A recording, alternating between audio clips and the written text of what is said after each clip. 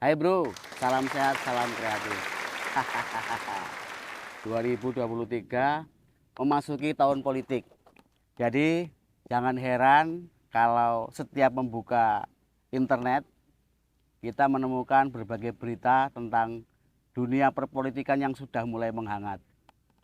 Dan dalam beberapa hari terakhir ini ramai pemberitaan tentang pernyataan Fachri Hamzah yang mengatakan bahwa Mas Anies Baswedan, mantan Gubernur DKI Jakarta ini bakal tidak lolos sebagai capres di 2024.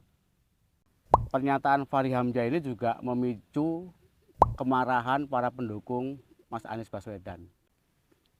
Bayangkan saja, sejak 2022 lalu, Mas Anies ini sudah melakukan safari politik keliling Indonesia dengan harapan pada Oktober tahun 2023 ini nanti bisa didaftarkan ke KPU sebagai calon presiden dalam Pilpres 2024. Namun ketika pernyataan Fachri Hamzah mengatakan bahwa memprediksi dan menerawang Mas Anies ini bakal tidak lolos sebagai capres, pendukungnya ya masuk akal juga sih.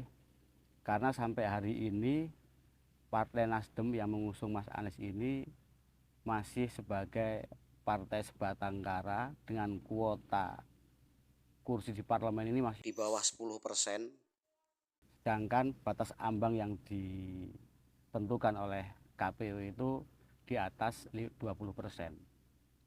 Artinya Partai Nasdem masih harus bekerja keras mengumpulkan kursi-kursi dari partai-partai koalisi.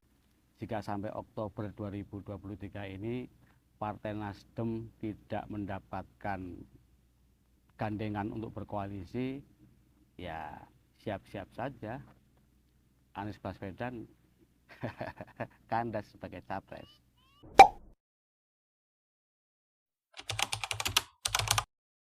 Dan saat ini Partai Nasdem ini juga sedang dilanda kegalauan. Karena beberapa waktu yang lalu Pak Jokowi menyatakan bahwa bakal ada reshuffle kabinet. Bahkan salah seorang politisi PDI Perjuangan yaitu Mas Jarod Saiful Hidayat, mantan Gubernur DKI Jakarta, juga menyatakan dan menyetujui jika dilakukan reshuffle kabinet. Saat ini ada 3 menteri yang berasal dari Partai Nasdem, yaitu Menteri Komunikasi dan Informatika, Menteri Kehutanan, dan Menteri Pertanian. Dan jika benar reshuffle itu terjadi, 3 menteri ini bakal hengkang dari kabinetnya Pak Jokowi. Ada satu pernyataan yang cukup monohok yang disampaikan oleh Fachri Hamzah yang mengomentari tentang Mas Anies yang pada waktu itu ikut kontestasi capres di Partai Demokrat. Namun pada akhirnya dia ikut Pak Jokowi. Dan ketika Pilgub DKI Jakarta, ia ikut Pak Prabowo. Dan saat ini menjelang Pilpres 2024, ia ikut Pak Surya Paloh. Itulah ngomongin politik kali ini. Sampai bertemu kembali dengan ngomongin politik berikutnya.